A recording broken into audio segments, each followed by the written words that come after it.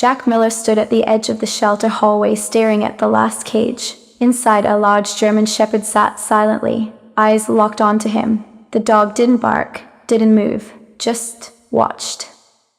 A shelter worker noticed and rushed to him. "Sir, that one. He's not like the others. We've had to return him 3 times. Aggressive, unpredictable. He's on the list." She trailed off. "On the list." Jack raised a brow. She nodded with a worried look. "The euthanasia list. If no one adopts him this week."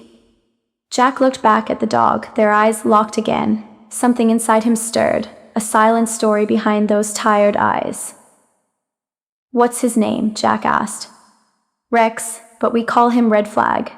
Jack chuckled, not mockingly. "Well, red flag, huh? Maybe it's time someone gave you a green light." "Sir, please," the woman stepped in. "He's attacked a handler. He growled at a child. He's unpredictable." But Jack wasn't listening anymore. He knelt slowly in front of the cage. Rex didn't growl. He didn't flinch. He just lowered his head, almost like he was ashamed. "I'll take him," Jack said quietly. The worker gasped. "You're making a mistake." But Jack had already made up his mind. Little did he know that mistake would one day save his life. Jack brought Rex home that evening. The house was quiet. His wife had passed 3 years ago, and since then, silence was all he knew. Rex stepped cautiously into the living room. He didn't wag his tail. He didn't sniff around like normal dogs. He simply stood still, watching Jack's every move. Jack poured some water, set down a bowl of food, and gave the dog space. "You don't have to trust me yet," Jack said gently, sitting on the couch. "Just don't bite me in my sleep." Midnight came. Jack lay on the bed, half awake. He thought he heard movement in the hallway, quiet, slow footsteps, then breathing deep and heavy, just outside his door. He turned on the lamp. Rex was there. He wasn't growling. He wasn't showing teeth. He was shaking. His legs trembled. His ears drooped. His eyes wet. Jack sat up slowly. "You all right, big guy?" Rex whimpered, just once, and curled up beside the door. Jack couldn't sleep after that. What had this dog been through? Over the next few days, Jack noticed something strange. Rex refused to go near the backyard. He'd freeze at the sliding door, eyes wide, tail between his legs. One morning, Jack took him out with a leash. As soon as they stepped on the grass, Rex yanked violently and pulled Jack back toward the door, panicking. That night, Jack sat by the dog, slowly petting his fur. What happened back there? He decided to call the shelter. A different volunteer answered. "Rex," the man said. "Oh, right, the one from the raid." "What raid?" The man hesitated.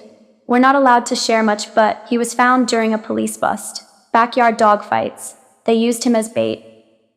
Jack's heart stopped. "Bait dog?" He looked over at Rex sleeping by the fireplace, scarred but gentle. No wonder he was so afraid of grass. This dog wasn't dangerous. He was damaged. The next week was slow, but something had changed.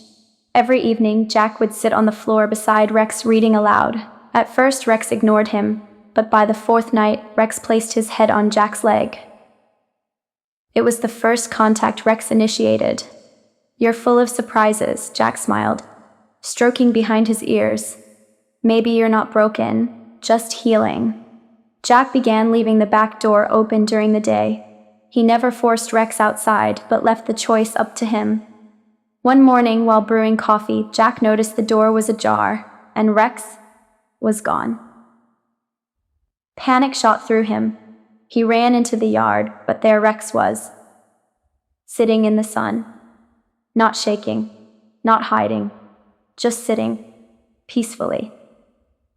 It was the first time Jack had ever seen him like that, not as a frightened soul, but as a dog finally reclaiming himself. And then came the real test of child. Jack's neighbor, Mrs. Dwyer, stopped by later that week with her grandson Tyler, a loud, energetic 6-year-old who loved dogs. "Is he safe?" she asked nervously, eyeing Rex. Jack hesitated. "I think he's ready." Tyler ran towards Rex with zero fear. "Doggy?" Jack held his breath. Rex stood up, tense, ears alert. For a second, Jack thought he might growl. But he didn't. Rex let the boy hug him. Then, he licked Tyler's cheek. Mrs. Dwyer gasped, "He's an angel." Jack smiled, heart pounding with pride. "No, he's a survivor." For the first time, Rex wagged his tail. 2 months passed. Rex became a neighborhood favorite, calm, loyal, playful. Jack couldn't believe this was the same dog he met behind that cage. But fate had one more twist. One afternoon, Jack and Rex were walking when they heard a scream. A teenage girl had collapsed near the park trail in allergic reaction. She was alone, gasping. Jack rushed to call 911, but Rex, he sprinted off. Straight to the main road. He barked at every car, blocked traffic, and finally drew attention. Paramedics followed his lead. The girl survived. The headlines the next day read, "Mutants. Dog once labeled dangerous becomes local hero." Jack framed that paper right above Rex's bed, because sometimes the world gives up on souls that are simply waiting for one person to believe in them. And Jack, he never stopped believing.